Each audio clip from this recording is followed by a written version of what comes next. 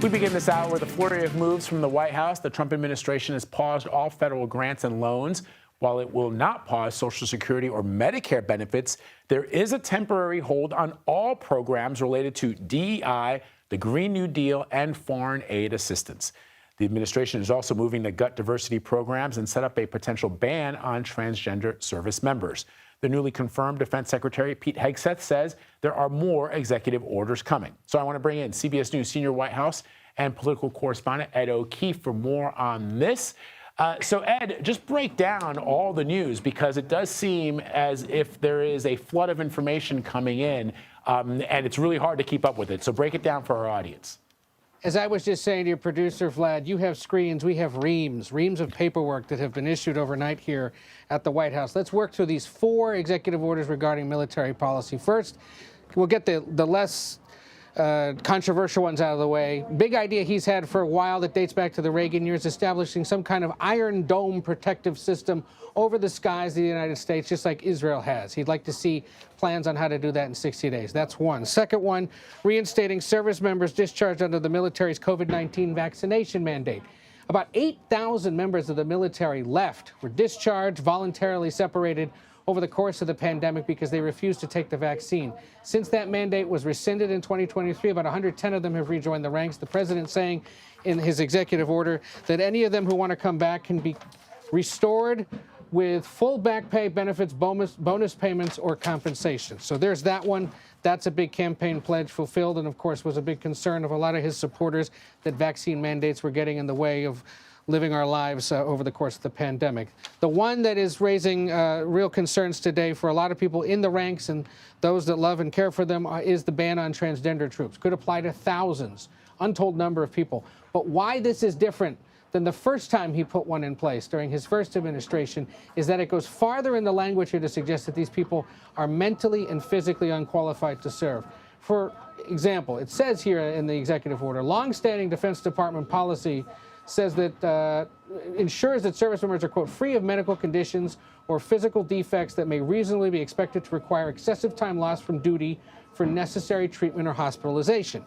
They've argued, those opposed to having transgender troops in the ranks, that the medical requirements needed to transition from one gender to another could potentially hold them up and make them unavailable for military service. And he writes later in this order, a man's assertion that he is a woman and his requirement that others honor this falsehood is not consistent with the humility and selflessness required of a service member.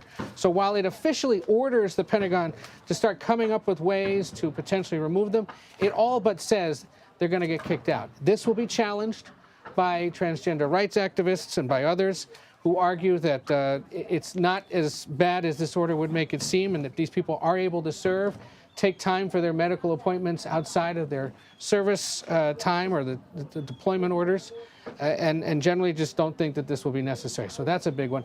The other one, consistent with some other changes he's made across the rest of the federal government, including in that funding memo last night, ends all diversity, equity, inclusion programs across the Pentagon, essentially arguing that for the last several years, the Pentagon has been a little too focused on such things and not necessarily on war fighting.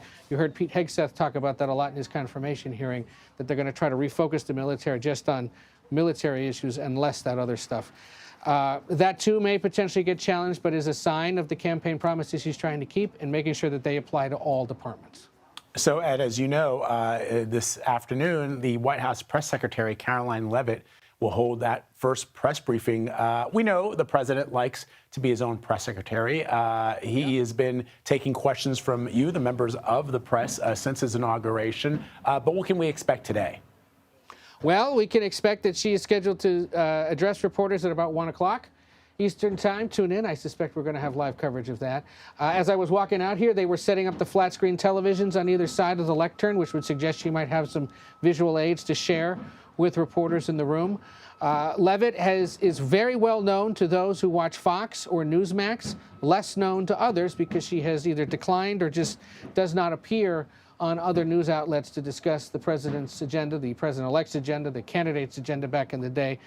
She, of course, also a former Trump 1.0 press aide, who's seen a bit of a promotion since then, ran for Congress a few years ago unsuccessfully from her home state of New Hampshire.